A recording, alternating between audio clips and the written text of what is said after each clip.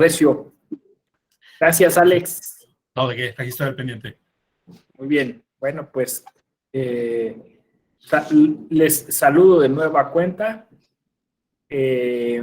José Ángel, Alejandro, Alberto, que en principio, bueno, los tengo aquí delante y los puedo mirar. Y también a quien ya nos ha conectarse, Ubaldino, también ya hace rato lo había saludado, lo vuelvo a saludar. Pues me da mucho gusto estar en este diplomado del cual funjo como coordinador, y que de alguna forma siempre es bueno volver un poco como pues para ponerse a las órdenes en el caso de resolver dudas, incluso sobre la propia confección del diplomado, alguna cosa que haya quedado en el tintero, alguna explicación extra, ¿no? Además de las que ya han dado mis compañeras y compañeros que han pasado en esta aula virtual y que seguramente, bueno, pues habrá sido muy completa y atinada, ¿no? Pero bueno, al final de cuentas, uno diseña los programas académicos de una manera y después pues, cobran vida propia, ¿no? Y eso está bien, de hecho, de eso se trata. De alguna manera de contar con la experticia y sobre todo con los intereses, los temas que le van gustando a los profesores y profesoras que pues obviamente están investigando y que les sirven de insumo para lo que dan su clase, ¿no? Han dado cuenta, es un diplomado de ética judicial, de ética jurídica, distinto, ¿no? En sus talleres, quizá alguna de ustedes les tocó alguna clase de deontología en la licenciatura, no sé, ¿no? De algunas de estas citas. A mí me tocó pues desarrollar el programa de ética judicial de la Suprema Corte, y después se fueron perdiendo como las referencias, ¿no? O sea, se fueron perdiendo como los espacios que fueron ocupando otros temas como el de anticorrupción, ¿no? O el de integridad, pero como alguien bien podría asegurar, la ética nunca pasará de moda, ¿no? O sea, al final de cuentas se trata de estar pensando constantemente en la mejora de nuestras prácticas, de nuestros estándares relativos a lo que desarrollamos o hacemos en torno a la justicia y el derecho. Y puede que tenga muchos nombres, pero al final de cuentas pues se trata siempre un poco de lo mismo, pero con otro enfoque, ¿no? Con otras preocupaciones. Hoy justamente nos toca desarrollar un tema que tiene que ver con justo estas preocupaciones contemporáneas, que es la tecnología. Porque nos queda clarísimo que muchos de los problemas que se suscitan en nuestra contemporaneidad pues tienen que ver con eso, o sea, se han trasladado al plano del espacio virtual y no lo podemos soslayar. Entonces, hoy vamos a hablar de ética electoral digital, que casi así como se está mencionando, tiene un estatuto epistemológico autónomo, o sea, es decir, se está constituyendo en un espacio muy fuerte, con un desarrollo muy particular y que empieza a tener sus autores, sus autoras, sus mesas, sus publicaciones. Entonces, es un trinomio que empieza a ser muy importante en el desarrollo de las prácticas que tienen que ver con el derecho electoral en general, ¿no? Y que constantemente se enfrentan a dilemas que deben resolverse porque se está utilizando la tecnología. Entonces, vamos a empezar a esbozar un poco la hipótesis de lo que supone esto y haciendo una serie de propuestas. Como siempre, está abierta la posibilidad de participar en cualquier momento cuando ustedes lo decidan, alzando la mano, abriendo el micrófono o haciéndolo de modo escrito a través del chat. Entonces, en cualquier momento, porque la idea es esa, es poder contar con las experiencias, las reflexiones e incluso las emociones o sentimientos que les vaya generando la propuesta, ¿no? O sea, que le vaya generando algo que les hace clic de lo que estoy diciendo, ¿no? Entonces, si alguien dice, ah, sí, a mí me pasó, o yo leí, o me parece que puede ser así, o de este otro modo, siéntanse con toda la confianza de intervenir. Bienvenidas Laura, Liliana, Beatriz, y bienvenidos los dos Adolfos. Ah, no es el mismo Adolfo, pero con dos pantallas. Luego me pasa que sí hay dos, dos con el mismo nombre, ¿no? Bueno, entonces vamos a iniciar. Este particular tema se convirtió en una línea de investigación de la Escuela Judicial Electoral hace un par de años. Se llevó a cabo en Durango un congreso muy importante internacional que se llamaba Congreso de Justicia Abierta o algo así, y ética. Bueno, o sea, se tocaban los dos puntos, ética y justicia abierta. De ello hay una publicación que es totalmente gratuita, yo se las puedo, ética, se las puedo compartir en este momento. Aquí está. Y en este mismo instante tienen ustedes el material en el chat. Basta copiar la liga y si quieren ustedes descargarlo. Entonces, bueno, pues se llevaron a cabo una serie de mesas redondas, vinieron especialistas de otras partes del mundo, y pues se dieron cita ahí los magistrados, tanto de la sala regional como de salas y tribunales locales, y otros funcionarios y funcionarias, ¿no?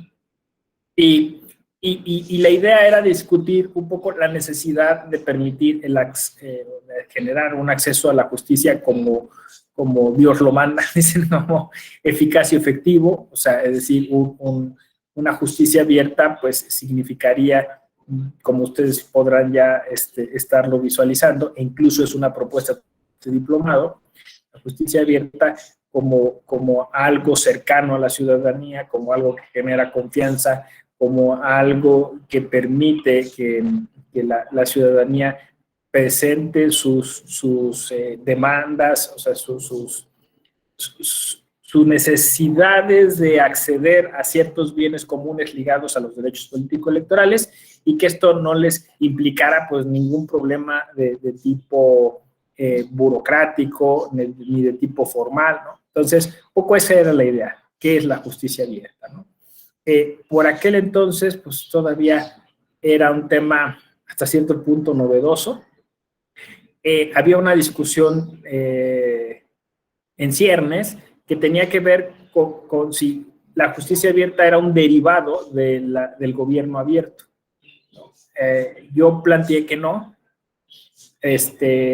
porque de alguna forma, bueno, por varias razones, pero pues voy a exponer algunas de ellas.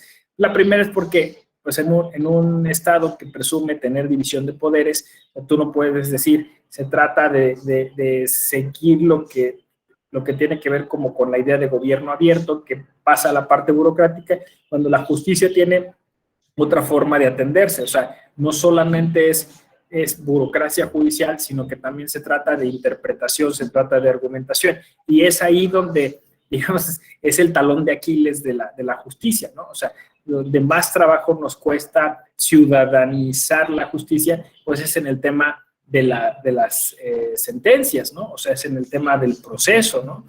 Entonces, yo decía que debía tomarse de manera distinta y autónoma, y hablar de la justicia abierta mejor en términos de la teoría de la justicia, que podría ser una posibilidad, y la otra en términos de ética judicial.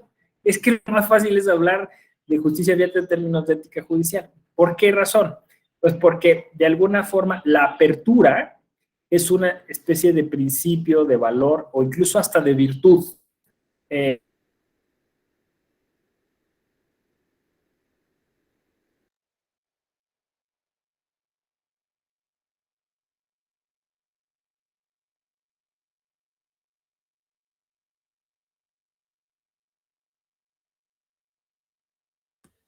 Es falla de origen, ¿verdad? Sí, se perdió un poco el audio con el doctor. Esperemos poquito. Déjame ver si lo puedo contactar acá. Debe tener algún problema de conexión.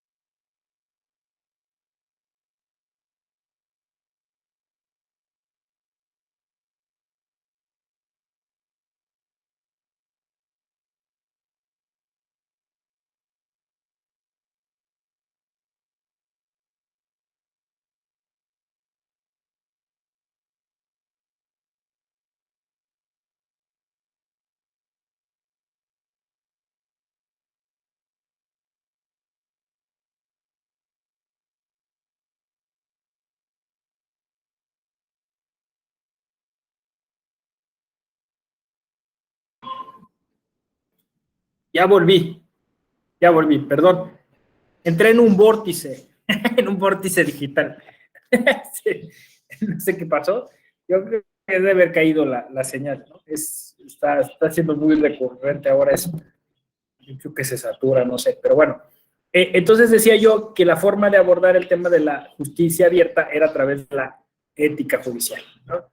Eso era lo más sencillo, porque pues claro, la apertura podría plantearse como una especie de principio o de valor que es importante incorporar, ¿no? Más allá de la obligación legal bueno, constitucional todavía incluiría la ética, me parece, ¿no? Es decir, podríamos perfectamente derivar de la interpretación de la Constitución que los jueces necesitan mostrarse mucho más cercanos con la ciudadanía, ¿no? Ese básicamente es el tema.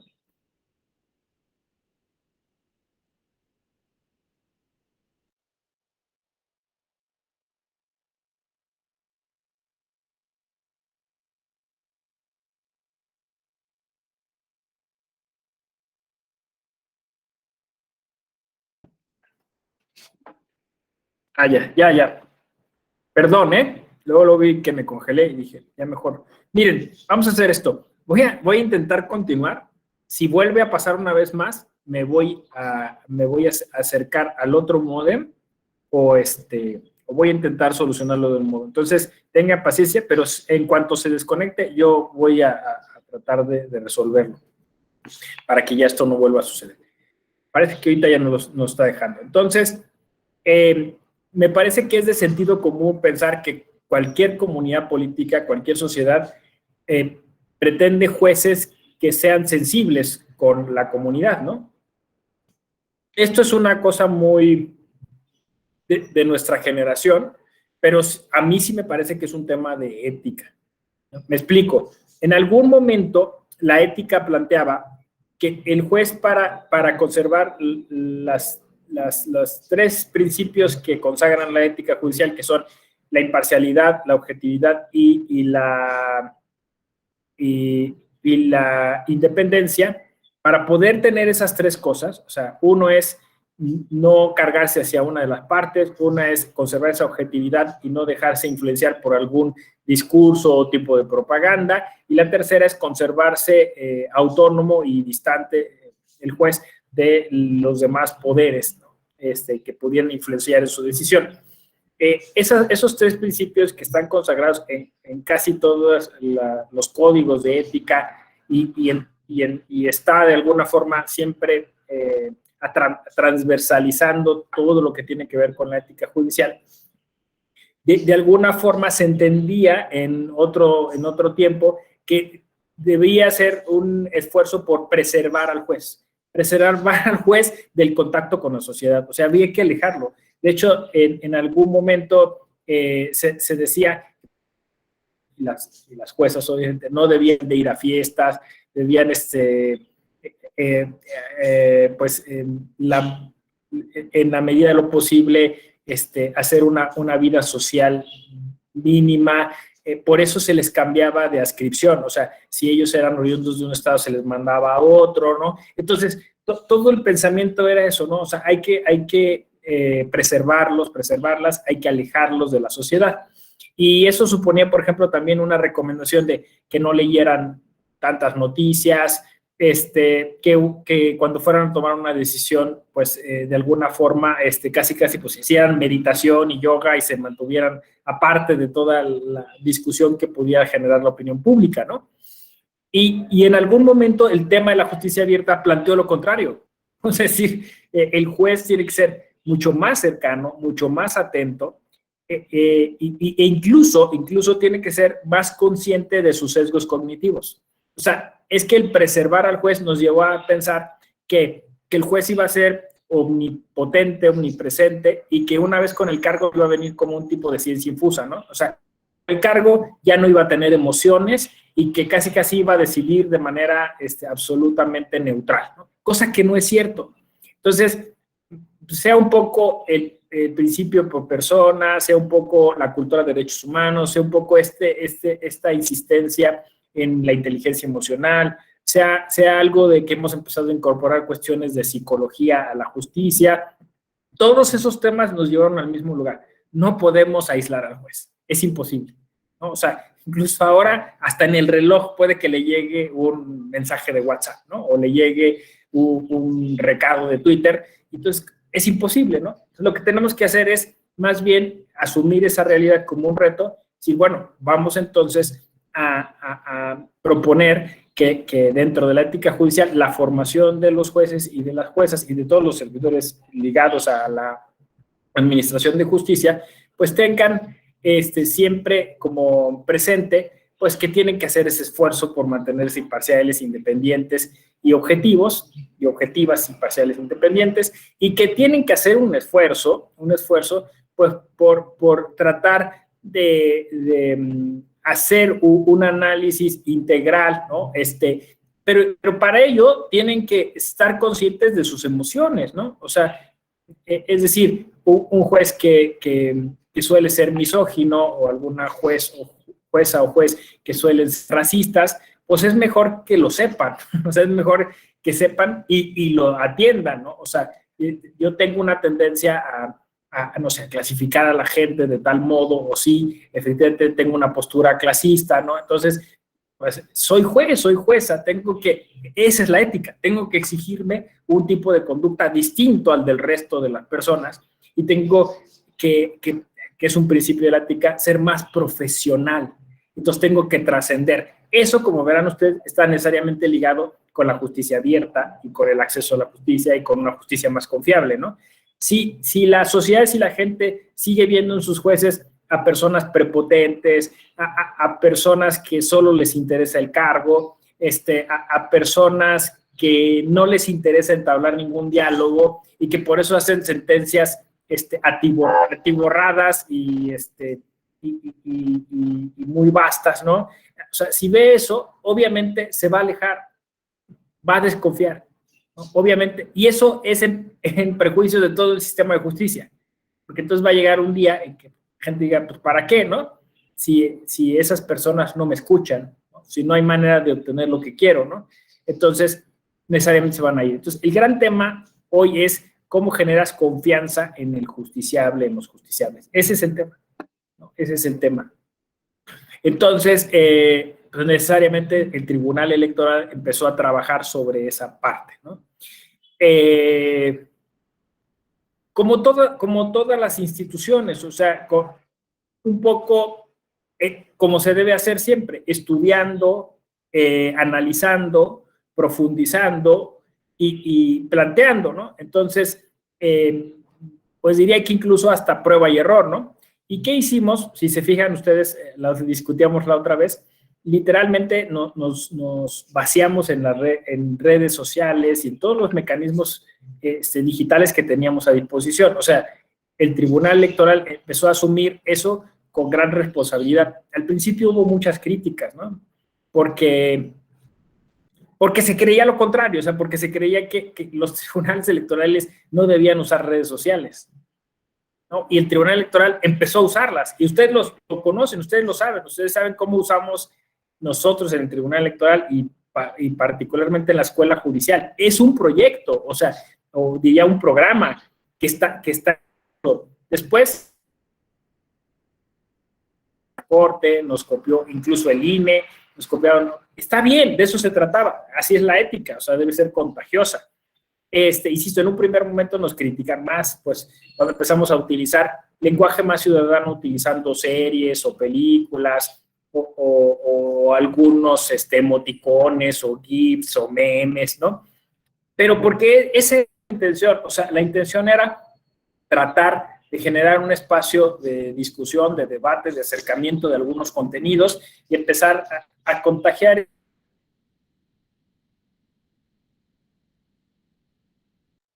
las infografías, los observatorios, los foros donde se discuten sentencias, ¿no? Así se llaman, foros, sentencias relevantes. Bueno, pues todo eso y todo lo que se nos siga ocurriendo, ahora se llama la EGEVA, tu universidad, o sea, todo lo que sirva para poder generar eso, incluso a nivel un poco más formal, ¿no? La Defensoría Pública Electoral para Pueblos y Comunidades Indígenas. Y hay por ahí quien está proponiendo incluso que esa defensoría incluya a otros grupos o que se generen otro tipo de defensorías, pues es un impulso que viene todo de ahí, ¿no? De pensar que la justicia tiene que ser más cercana. Entonces, necesariamente nos topamos con la tecnología, nos topamos con la digitalidad, ¿no? O sea, es decir, vamos a empezar a utilizar ese espacio digital, hay que utilizarlo con responsabilidad, ¿no? Entonces, por ahí empezamos a desarrollar muchos temas y a localizar muchos tópicos que tenían que ver con esto, ¿no? Me parece que el tópico más cercano a esta temática, o sea, que es evidente que se encuentra en esa área de acción, es el modelo de comunicación política, ¿no? O sea, es decir, cuando yo hablo de ética electoral digital, de inmediato viene a mi mente todo lo que tiene que ver con el modelo de comunicación política, el modelo de comunicación digital política, ¿no? Le podríamos llamar así. O sea, es lo primero que salta, ¿no? O sea, donde sobre todo se requiere mucha ética. O sea, ahí urge la ética, ¿no? Porque hemos encontrado que, no sé si lo hayan reflexionado durante este diplomado, yo estoy seguro que sí, pero el derecho electoral se opera con bastante, ¿cómo podría yo decir? Abuso, con bastante abuso. O sea, yo sé que es una generalidad en todo el derecho en México y quizá en América Latina, pero o sea, al menos como que el derecho electoral es más explícito. Me refiero a este fraude a la ley, ¿no? O sea, pareciera como que la constante fuera esa, ¿no? O sea, es decir, busca cuál es el hueco, busca cómo estirar, busca cómo ir más allá, ¿no? Siempre con cálculos, ¿no? Posiblemente nos pongan una multa, nos anulen unas casillas. Fíjense, dicho esto hoy, hoy que hubo la sesión del pleno y todo esto, o sea, tiene mucho más sentido, ¿no? Lo que estoy diciendo, ¿no? Porque justo mi esposa me preguntaba, oye, pero pues si la revocación de mandato ya se sabía, o sea, que no había alcanzado el porcentaje y que no debe ser válida, o sea, ¿por qué la sala vuelve a ese asunto, no? Que es totalmente, como diría, como el cuetero, ¿no? O sea, nadie sale salvado, ¿no? Todos salen quemados, ¿no? ¿Por qué volver a eso, no? Y le dije, porque es necesaria una propedéutica, porque es necesario decir que no queremos que se sigan haciendo las cosas de esa manera, ¿no? O sea, que lo que queremos en democracia no es que gane el que más engaña, ¿no? Sino que gane el que lo merece, ¿no? Que gane el que es la mejor opción. Y hay que decirlo de alguna forma, no sé, entonces, porque vi en la discusión que hubo que pues, lo que llamaba mucho la atención eran las cifras, ¿no? Pero pues más allá de las cifras, yo diría es la actitud, la tendencia, la cultura, ¿no? O sea, que no es exclusiva de un partido, ¿no? Es patrimonio cultural mexicano, ¿no? O sea, parece que entrar a la contienda política es ganar a toda costa. Y ganar a toda costa es utilizar el derecho electoral como se pueda, ¿no? Pervirtiéndolo como se pueda. Yo entiendo que si ustedes están en un diplomado como este es porque se dieron cuenta de eso. O sea, porque justo el derecho no alcanza, ¿no? O sea, vienen reformas, se hacen cambios y siempre hay alguien que encuentra cómo estirar la norma, que encuentra el hueco, que encuentra cómo hacerlo, ¿no? Y justo en el modelo de comunicación política sucede así. Y en el modelo de comunicación política digital con mayor vehemencia, porque no hay controles, porque es muy difícil impedir que una fake news haga su efecto. Y claro, todo el mundo dice, medidas cautelares. Es imposible, ¿no? O sea, cuando ya salió, o sea, el daño está hecho, ¿no? Y a veces es irreversible.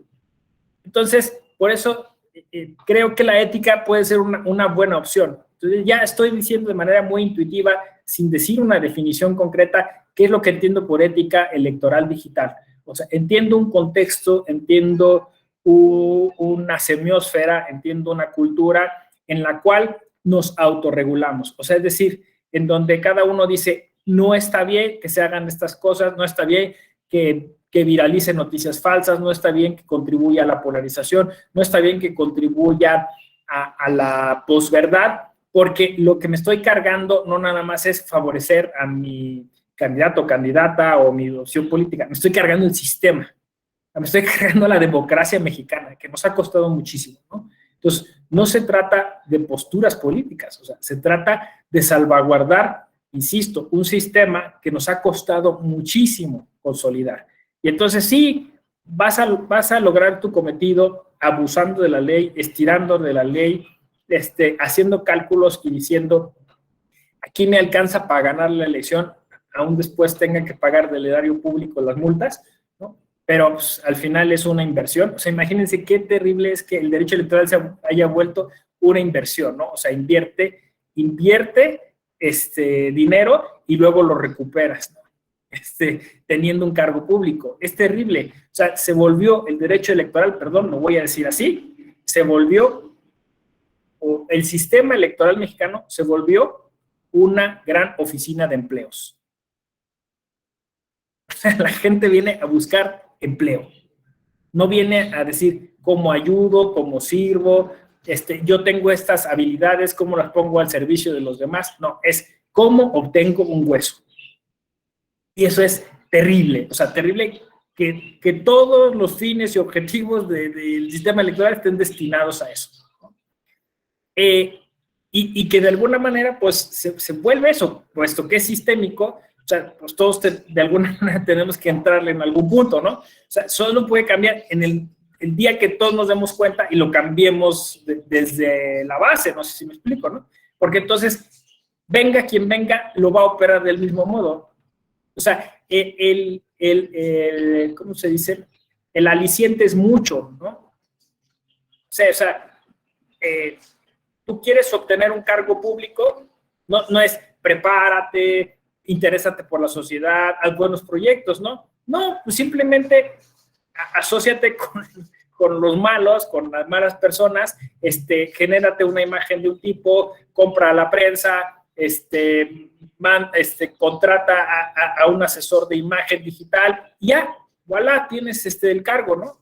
Entonces, perdimos tremendamente la guía, el faro que nos debía de hacer seguir, y por eso, esa es la razón por la cual ustedes pueden ver muchos de los focos rojos o amarillos de todo esto, ¿no? La tiktokización, ¿no? Que es un tema de ética electoral digital. O sea, ¿por qué ya los candidatos y candidatas no se ponen a pensar en qué ideas, cuál es su plataforma política, cuáles son sus propuestas? Pues porque es más fácil hacer un bailecito ridículo en TikTok porque te hace ganar más seguidores, ¿no?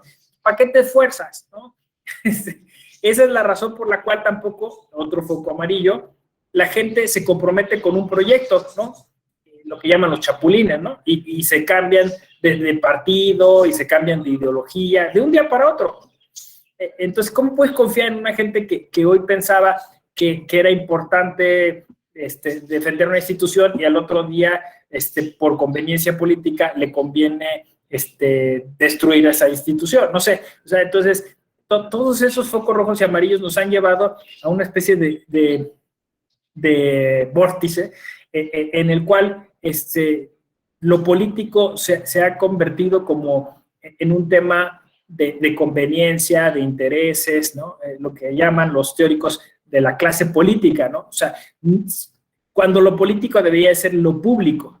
De hecho, decimos en forma peyorativa, los políticos, ¿no? Como si se tratara de alguien distinto a la sociedad que tiene una serie de intereses personales y particulares que los disfraza de intereses públicos, ¿no? Y por eso se dicen intereses políticos. O sea, no son intereses sociales o públicos o de la gran mayoría, ¿no? Son de esas personas o de esos grupos políticos, ¿no?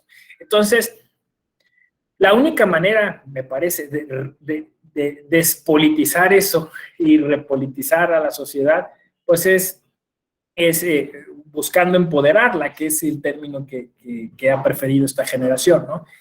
Justo eso, empoderarla. O sea, que es de poder, ¿no? O sea, otra vez, volver hacia los orígenes del demos, ¿no? de la organización social, porque, insisto, todo esto se atomizó, se fue hacia allá y dejó de tener conexión con lo social, ¿no?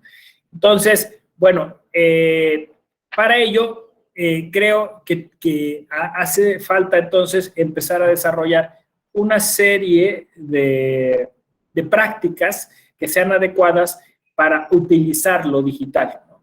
Eso es lo que se llama ética electoral digital. O sea, es decir, que nosotros podamos estar como muy al pendiente de qué es lo que se está generando a través de la digitalidad y podamos generar algunas estrategias que permitan de alguna forma revertir, concientizar, visibilizar esas malas prácticas. Eso es y fíjense, es algo muy, muy concreto, o sea, no es nada teórico, ¿no? Porque luego dicen, la ética es algo así como de santos, ¿no? De personas que se comportan bien, no, es una cosa del día a día, o sea,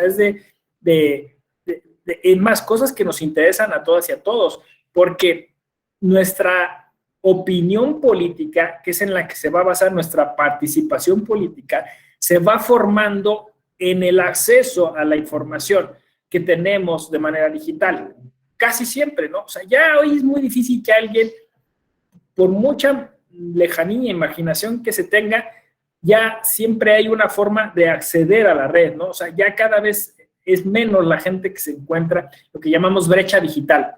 La brecha digital se está acortando tremendamente. Yo he sido testigo, ¿no? De eso, en lugares de la sierra, con antenas aéreas, que además ahora hay parece una nueva política de la COFETEL que está cortando mucho la distribución de esa señal, pero se organizaban para tener sus antenas y poder distribuir internet en lugares muy recónditos, ¿no? Y se juntaba la gente y veía el dispositivo móvil, con que una persona tuviera un dispositivo móvil, ya eso permitía la información del resto de la comunidad, ¿no? Pero pues normalmente había 2 o 3 dispositivos móviles, o incluso alguien que proveía de internet a la comunidad, ¿no? La papelería, o la escuela, ¿no? Y entonces, cada vez es más corta esa brecha digital, entonces esa información nos está generando un tipo de opinión pública, y todo eso son derechos. O sea, ahora que los derechohumanistas hablan de interdependencia, pues en este tema se ve con mucha claridad, ¿no? O sea, es el derecho a informarte, pero es la libertad de expresión, es la libertad de ideas, es el derecho a asociarte, porque a partir de que compartes ideas o las expresas o te informas, pues empiezas a encontrar sintonía con otras personas. Entonces, y de ahí ese derecho a participar políticamente, porque no nos hace caso, no tal, pues vamos a hacer una propuesta, vamos a encauzar a un candidato o candidata independiente, vamos a armar un partido político o vamos a presentar dentro de un partido político una propuesta y así es, o sea, hay que verlo desde la semilla que es la información, ¿no? Entonces, justo en este tema, es un tema, podríamos llamarlo interdisciplinario, ¿no? Quizá no multidisciplinario, pero sí, interdisciplinario, porque en principio está el derecho a la información y el derecho electoral, haciendo mancuerna. O sea, para poder ejercer tus derechos político-electorales tienes que estar informada, informado. Y este derecho a la información se ha vuelto algo muy complejo.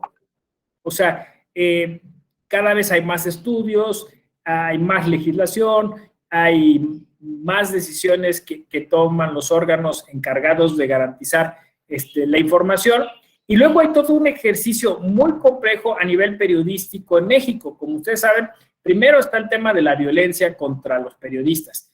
Entonces, ese es un tema durísimo, porque si no podemos garantizar eso, entonces quiere decir que la información que se produce en México viene viciada, viene sesgada, viene acortada, ¿no? Viene censurada por la violencia. Porque, pues, aunque hay muchos periodistas y muchos periodistas valientes, pues a veces está primero la integridad, tu familia o tu vida misma, y entonces, pues se reservan información o la presentan de algún modo, ¿no? Y entonces, no es un tema quizá de la censura antes como se creía o se imaginaba, ¿no? De que todo pasaba pues como por gobernación y ahí se palomeaba o no. No, ahora son múltiples violencias, porque puede ser un cacique local, puede ser el crimen organizado, puede ser el propio Estado, ¿no? Entonces, ahí hay un tema tremendo, ¿no? Hay un tema también de un rezago en la ética periodística. O sea, también, sea por esta violencia, sea por la corrupción, sea por lo que sea, hay muchos periodistas que se venden, ¿no? O sea, que hacen de este chantaje informativo su forma de vida, ¿no? Y eso no es desconocido, ¿no? Entonces, entre la mala calidad del periodismo, ¿no? La falta de ética de los periodistas y la violencia que sufren, o sea, tenemos un caldo de cultivo para tener no la mejor información disponible, ¿no? Entonces, yo entiendo que la digitalidad nos hace tener la sensación de que estamos absolutamente informados, pero pues yo creo que no, yo creo que al contrario, se da un efecto de infodemia, o sea, es decir, ahora, antes era muy fácil, ¿no? No sé si vieron ustedes la película La dictadura perfecta de Luis Estrada, que es básicamente cuenta lo que estoy diciendo, solo que en una narrativa un poco más amplia, ¿no? Montajes televisivos, la caja china, la caja china. Si no saben, busquen así en internet qué es la caja china, que es una cosa que operaba o quizá sigue operando en la política y en el modelo de comunicación política, ¿no? Pero ahora, más que la caja china, satura los medios con información, que es la infodemia. Entonces, les voy a poner el ejemplo más cercano que tenemos, de Baní. ¿Alguien sabe qué pasó? Es un desastre eso, es un verdadero desastre informativo, pero peor aún, un desastre de derechos humanos, ¿no? O sea, como dicen, se tiran la bolita, ¿no? Y entonces lo que sucedió es que pues, hay 10 versiones de las cosas, ¿no? ¿A quién le conviene digamos, esa desinformación? Pues obviamente a los responsables, porque si no hay información concreta y clara, entonces no hay responsabilidad, ¿no? Eso, ¿cómo se llama? Impunidad. La impunidad significa mayor inseguridad, porque, bueno, entonces la gente que es responsable se da cuenta que es muy fácil delinquir, que es muy fácil, justo con lo que empezamos esta sesión, ¿no? Es muy fácil violar la ley y no pasa nada. Entonces, pasamos incluso del abuso y uso de la ley a través del fraude a la ley, del fraude legal, pasamos ya directamente a la ilegalidad, ¿no? Entonces, por ahí está todo el tema, ¿no? Ustedes habrán escuchado la trilladísima frase, la información es poder. Es cierto, ¿no? Y entonces nosotros estamos desposeídos, o sea, por eso cuando digo hay que empoderar a la sociedad, pues pasa por exigir y garantizar una información adecuada, correcta, suficiente, ¿no? Eso lo ha dicho incluso la Corte Interamericana en diversas ocasiones. El derecho internacional público de los derechos humanos constantemente insiste en eso, ¿no? Es decir, es una forma de autoritarismo el ataque a la información. O sea, es un foco rojo, es una alerta que tiene que hacernos despertar, porque justo la falta de información lo que hace es que nos genera inseguridad, nos genera incertidumbre, y entonces nos genera miedo, nos genera aislamiento, nos genera de alguna manera inacción política, ¿no? Porque si no tienes entonces los suficientes datos, entonces no te atreves a tomar una decisión, ¿no? Y te conservas como pues mejor puede convenir, que es reservándote tu opinión, reservando tu participación, ¿no? Que el propio caso de la revocación de mandato fue otro caso de infodemia, ¿no? O sea, yo no sé si en ese país realmente hubo alguien que tenía claro lo que iba a hacer, ¿no? O sea, fue un mare magnum de noticias contradictorias, confusas, ¿no? Y yo sé que el INE hizo muchos esfuerzos, que los organismos, los institutos locales, electorales locales hicieron esfuerzos, pero no fueron suficientes, ¿no? O sea, no por el tiempo, no por la falta de recursos, sino porque ahí hay algo que no termina por cuajar en el modelo de comunicación política. O sea, yo lo veía porque yo tenía como los dos planos, ¿no? O sea, yo veía y recibía toda la información de hay un foro, hay una mesa, hay una reunión, ¿no? Hay un space, hay no sé qué. Y luego, pues, salir a la calle o ver en un chat y la gente discutiendo por cosas que no entendía, literalmente que no entendían. Y por cualquier cosa se prendía la mecha y se mandaban a la fregada. Y fue terrible, ¿no? Porque volvimos a polarizarnos y a entrar en una especie de guerra, de civil war, ¿no? De guerra civil mediática, ¿no?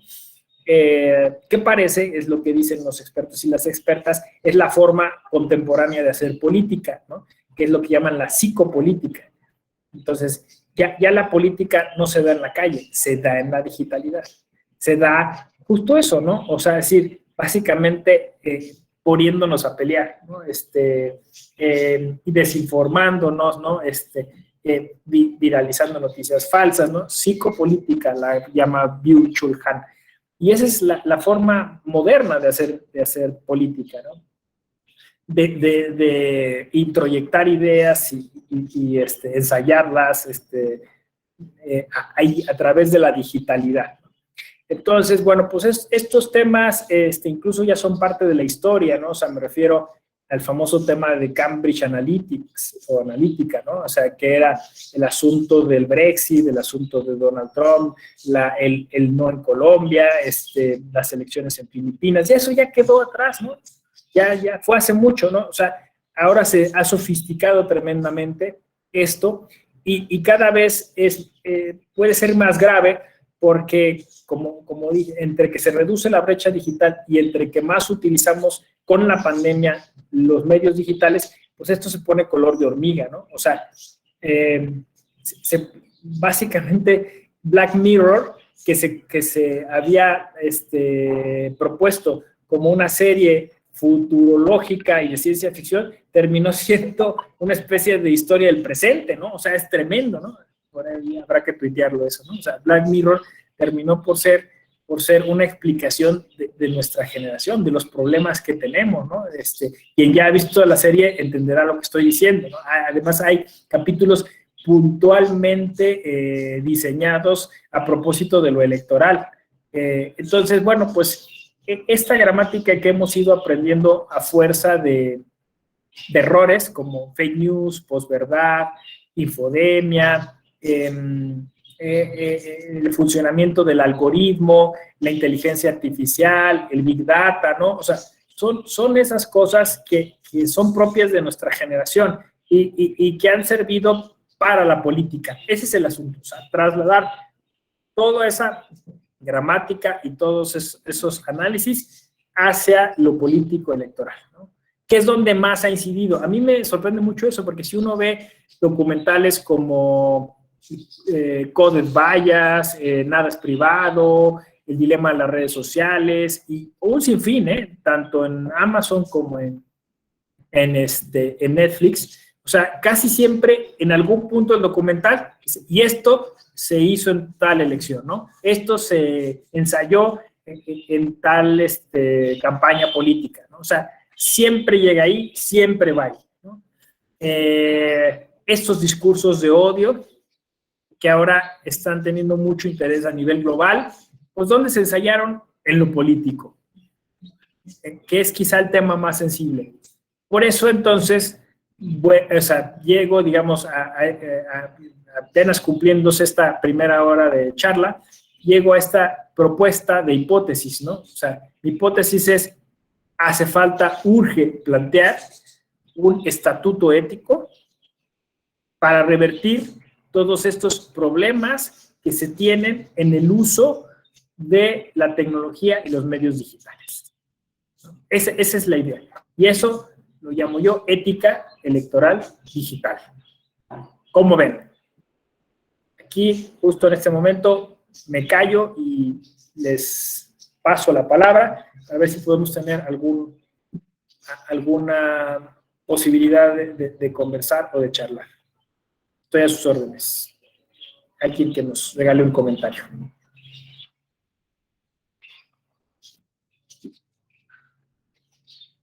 ¿Cómo ven? ¿Es exagerado? ¿Les parece que es posible lo que estoy diciendo? Sí, Adolfo, adelante.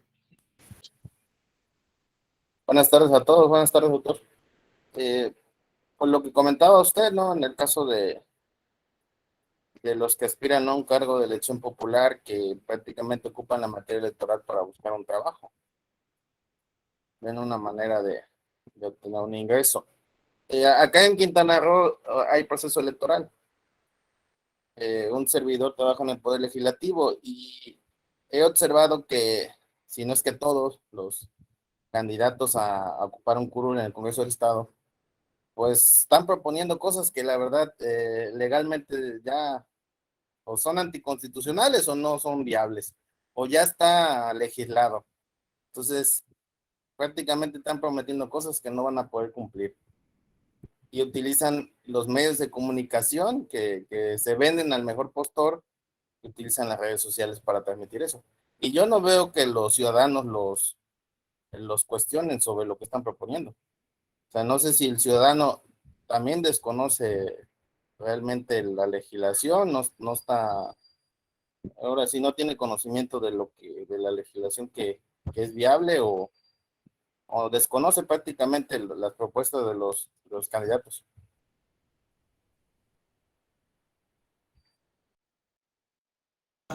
Fíjate que justo eso, ¿no? O sea, es que la falta de una ética electoral digital lo que hace es que se minusvalorice o se desprecie a la opinión pública, a la ciudadanía, ¿no?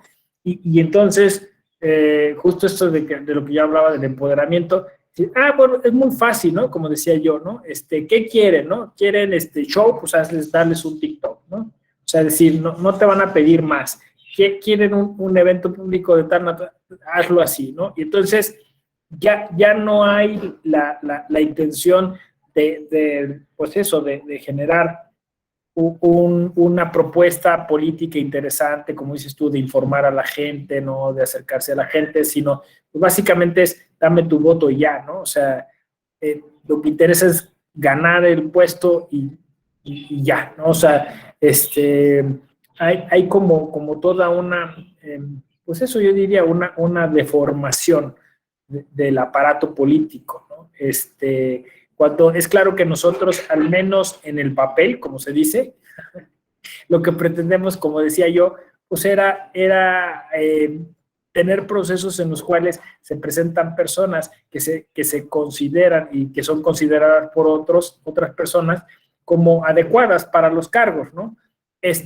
Y no que se presentan quien pretende utilizar el cargo para un fin personal, ¿no? O sea, eso es de sentido común, ¿no? O sea, pero curiosamente, si uno lo pusiera en una balanza, si hiciéramos una estadística, básicamente casi todos los que se presentan y todas las que se presentan, desgraciadamente por esta deformación a la que me refería, pues van pensando en lo segundo, no en lo primero, ¿no? O sea, espero equivocarme, pero eso parece ser. Entonces, cuando después llegan al poder y hacen las cosas que hacen, pues no debería de sorprendernos, porque para eso llegaron.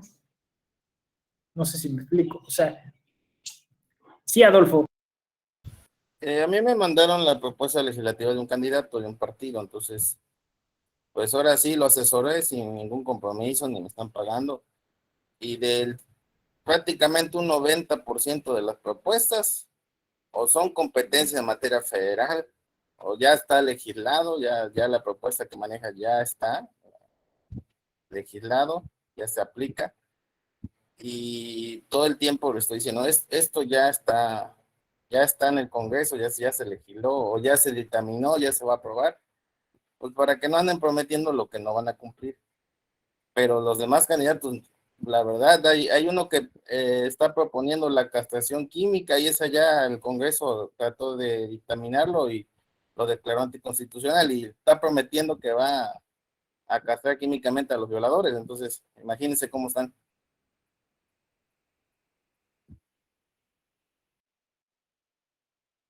Es que eso es lo triste, ¿no? O sea, es que lo triste es eso, ¿no? O sea, que puesto que no hay un compromiso real, entonces, pues hace cualquier tipo de propuesta, ¿no?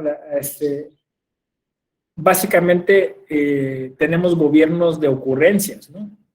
O sea, no hay programas ni proyectos que estén así a corto, mediano, largo plazo, ¿no? Y no importa que yo termine mi gobierno y que no siga alguien que coincida conmigo, pero que sí haya proyectos que puedan continuar. Entonces, por ahí es un poco como la historia del hilo de Ariadna, ¿no? En donde le decían que se iba a casar cuando terminara de tejer tal o cual prenda, y ella en el día creo tejía y en la noche lo destejía, ¿no? Entonces, así nos pasa a nosotros, ¿no? O sea, decir, cada sexenio es así, ¿no? Y yo decía la otra vez, es que es tremendo, es en todos los niveles, ¿no? O sea, hay un cambio en un funcionario de tal nivel que tiene pues una posición importante directiva, ¿no? Y siempre traigo nuevas ideas, lo vamos a cambiar todo, lo anterior no sirvió, ahora, ¿no? Y así, pasan unos años, lo destituyen, viene otro y lo mismo, ¿no? Y todos traen nuevas ideas, todos van a revolucionar las cosas, ahora sí van a cambiar las cosas, y siempre es lo mismo, ¿no? Entonces, me parece que cuando decía yo esta deformación, falta mucha ética, porque la ética lleva a estudiar, a profesionalizarte, a escuchar, a ver qué es lo mejor para los demás, y a veces lo mejor no es quitarlo todo, ¿no? O sea, a lo mejor es rescatar alguna cosa, seguir con algún proyecto, y no todo es siempre nuevas ideas, transformarlo, ¿no? Me parece que la política moderna, contemporánea, está muy cargada de soberbia, ¿no? O sea, como de creer que con el cargo viene, como decía yo, un tipo de ciencia infusa o de poder místico que te permite resolver todos los problemas y que te hace saber de cualquier asunto, ¿no? Y te da la capacidad y la experticia. Y no es así, o sea, se requiere muchísima humildad y ese es un tema de ética. La humildad es una virtud. Entonces, antes me acuerdo que un querido amigo hablaba de los espejos de príncipes, ¿no? Era su tema, los espejos de príncipes. El tacitismo, ¿no? Que era un tipo de ética del siglo XVIII y en donde los gobernantes de ese entonces siempre se hacían acompañar. El espejo de príncipes pues era un escrito o un funcionario o una tabla o un algo que te estuviera recordando pues lo tonto que eres, ¿no? O sea, literalmente, ¿no? Por eso se llama espejo, ¿no? O sea, entonces, algo que te estoy diciendo, la regaste, estás tonto, estás tarado, ¿cómo te atreviste? No sé. Pero lo hacían a propósito para poder pues eso, conservarse humildes, porque de otra forma, entonces, se perdían, literalmente se volaban, ¿no? Como decía un amigo, subían a un tabique y se mareaban, ¿no? ¿Y cuántas veces no hemos visto al servidor o servidora pública o funcionario o funcionaria que está basado su encargo en la adulación, ¿no? Es decir, nombra a quien más lo adulan, premia a quien le trae los chismes, le genera ascensos a quien lo está siempre elogiando, ¿no? O sea, lo hemos visto N veces, ¿no? ¿Qué horas son? Las que usted diga, señor ministro, señor magistrado, lo que sea, ¿no? Y por eso nos hace mucho daño, porque entonces no hay un proyecto, ¿no? No hay nada, o sea, son, como dijiste tú, Adolfo, ocurrencias, ¿no? Y claro, como no hay una democracia exigente, nosotros no exigimos, entonces básicamente pues no se pues interesan por cambiar las cosas, ¿no? ¿Alguien más que nos regale Sí, Adolfo, adelante. Sí, ya sería mi último comentario. No, los que quieras, al contrario, enriquece mucho esto. Aquí en Quintana Roo se va a llevar, bueno, tiempo que llevo viviendo acá en el estado, apenas tengo conocimiento que se va a llevar a cabo una consulta popular, un mecanismo de participación ciudadana, que es la revocación de una concesionaria de agua, que se llama Huacán. El OPLE estuvo litigando lo del presupuesto hasta que ganó para efectos, y entonces el Congreso lo que hizo fue fundar y motivar, y pues no le otorgó el presupuesto al OPLE. Entonces, pareciera que no va a haber una consulta popular, porque no hay promoción. O sea, de hecho, ya a veces estoy ocupado y se me olvida que va a haber una consulta el día 5 de junio, igual que una elección. Entonces, pareciera que no hay la promoción, y la gente desconoce ese mecanismo de participación ciudadana y desconoce el objetivo o la vinculación que va a tener si se llega a ganar, en este caso, que se revoque la concesión. Y la verdad sí es lamentable y penoso que un ejercicio tan importante, tan trascendente para muchos ciudadanos que no están a favor de la concesión, bueno, la concesionaria, pues ni tan enterados que pueden votar para que se le revoque la concesión. Esa sería mi última participación. No, Adolfo, las que quieras, no digas la última, ¿no? Si igual ahorita se te ocurre otra cosa, está bien, está perfecto, ¿no? Sucede, o sea, es que el tema es eso, ¿no?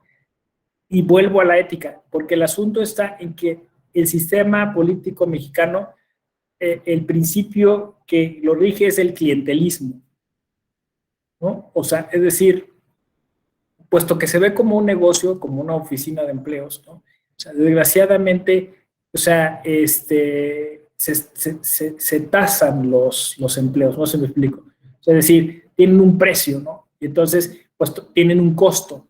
Se vuelve un negocio, ¿no? ¿Cuánto me cuesta ser presidente municipal? ¿O cuánto me cuesta ser tesorero? Y se negocia todo eso, ¿no? Entonces, al final, se cobran esas cosas. Y nosotros estamos al margen de todo, no sé cómo explicarme, ¿no? O sea, nosotros pensando, ya va a llegar a su puesto y va a hacer su trabajo, va a empezar a permitir el acceso a ciertas cosas, ¿no? No, por lo primero que están preocupados es pues, cómo van a pagar el favor, cómo van a recuperar lo que invirtieron, ¿no? No veo otra forma más que la ética. O sea, no veo otra manera, ¿no? de hacerlo. Me da mucho gusto y me parece que es bastante esperanzador que haya un diplomado así y que haya bastante gente inscrita, ¿no? Hubo un inter en el que no se abrió el grupo porque no había suficiente matrícula. Ahora veo con mucho gusto que hay, pues, muchas personas conectadas hoy y que además pues, están atentas y están participando.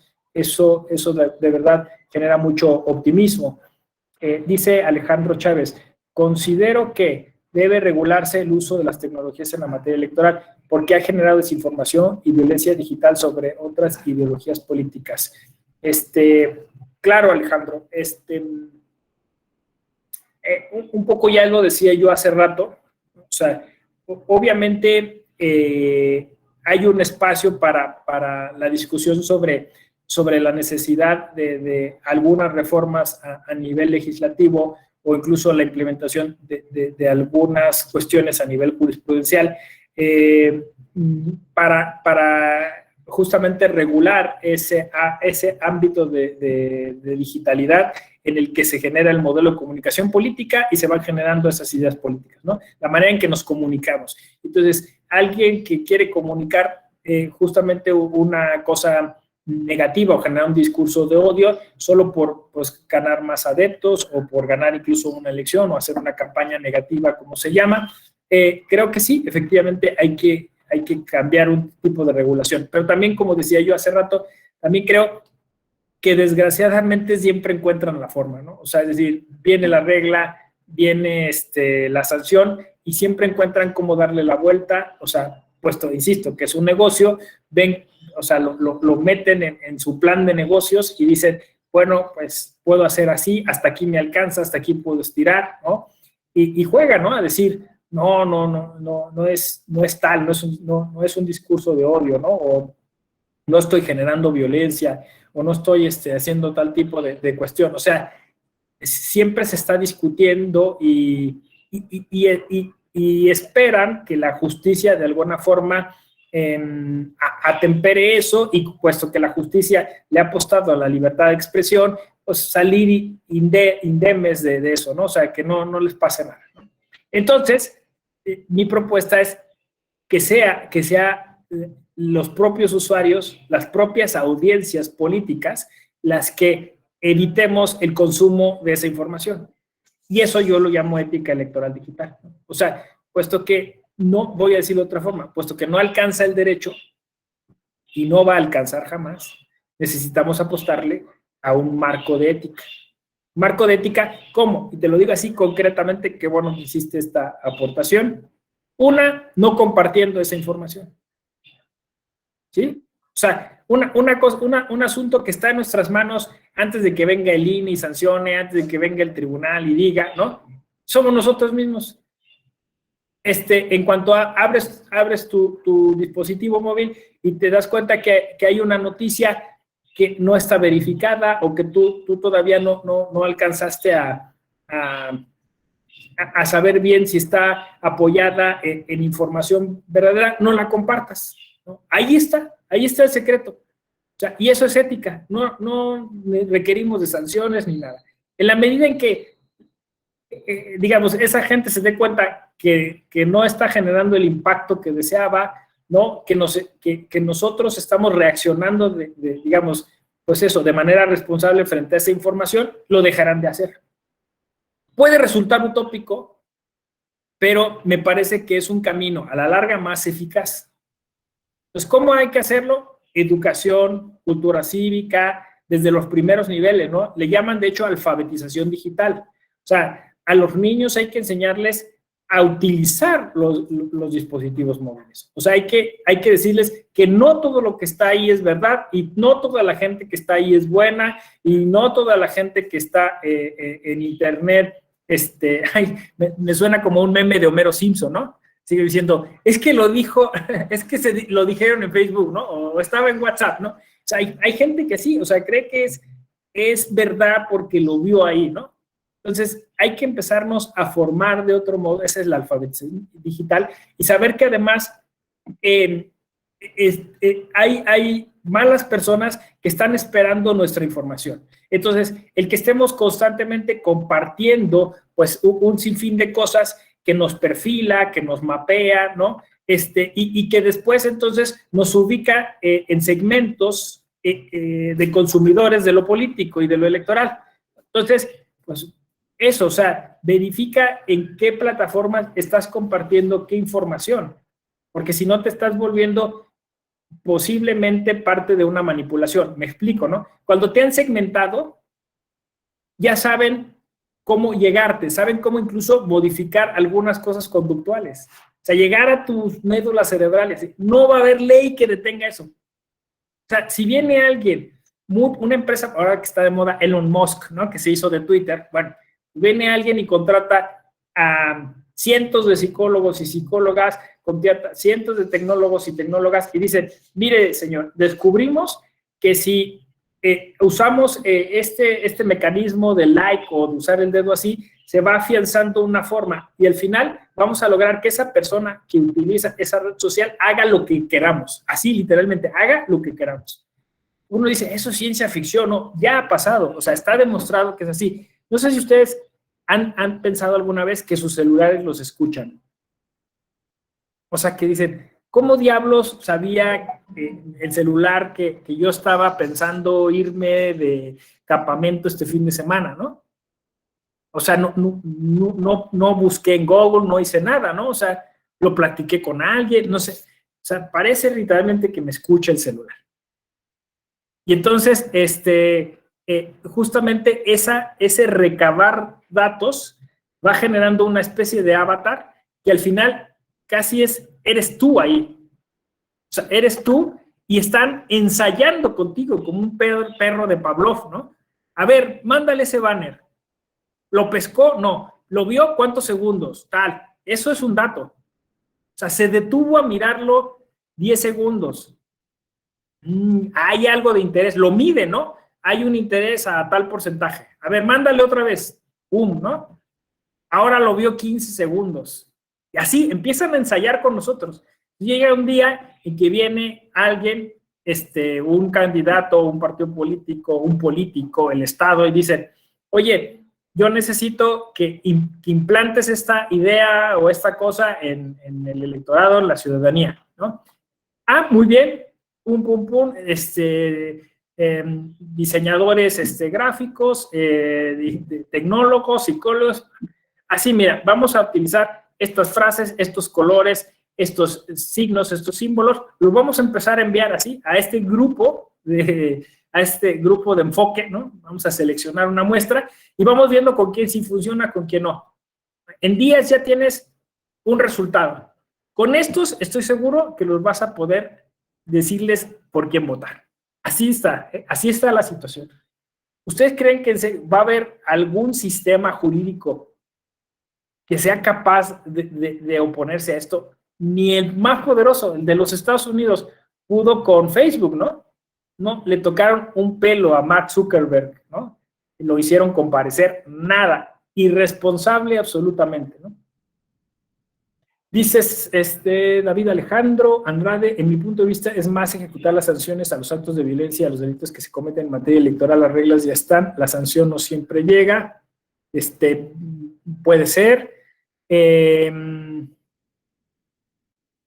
no sé, yo soy, puesto que soy profesor de ética, más tendiente a las prácticas que a las sanciones, porque entiendo que aunque las sanciones son ejemplares, insisto, siempre quien se quiere salir con la suya se sale, no importa lo impactante o tremenda que pueda ser la sanción, ¿no? O sea, está demostrado incluso a nivel psicológico. O sea, que no importa que tú aumentes las penas, de todas maneras, la gente que quiere salirse con la suya, se sale con la suya. Dice Adriana, igual que el compañero, creo que están como aún actualizándose en el tema de la tecnología. De hecho, hay un documental en Netflix que habla de esto, exacto. Nada es privado, o el dilema de las redes sociales, puede ser.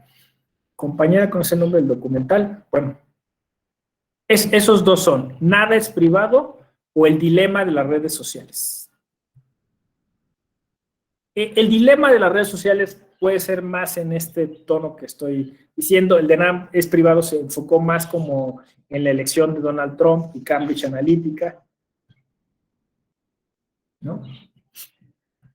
Por ahí, ¿no? Por ahí va el asunto.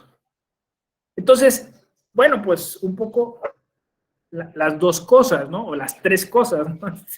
Trabajar en que realmente las sanciones operen, trabajar en mejorar los mecanismos jurídicos y reforzarlo con mucha educación ética, ¿no?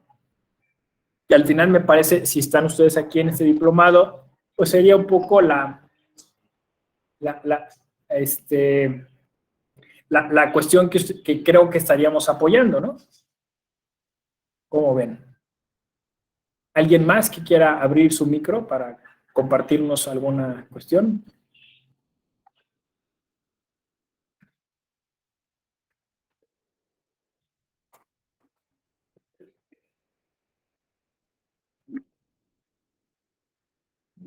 ¿Todo en orden? ¿Sí? Bueno, pues yo hasta aquí me estaría deteniendo. Creo que cumplimos a cabalidad con la propuesta de la clase, se formuló la hipótesis, se sugirieron algunas soluciones al problema, y bueno, pues pudimos tener algún intercambio de ideas con Adolfo en vivo y con Cintia, Adriana, los Alejandros en el chat. Yo seguiré a sus órdenes a través de las redes sociales, porque también para eso, o sea, hay que usarlas responsablemente y hay que usarlas para cosas buenas, ¿no? Para generar comunidad, para contribuir a la sociedad del conocimiento y quizá nos veamos en otra sesión más de este diplomado y si no en algún otro espacio que la eje genere. Muchas gracias, bonita tarde, gracias por su atención, gracias por sus comentarios. Les deseo mucho éxito en su vida profesional y personal y en lo que siga de este diplomado. Gracias.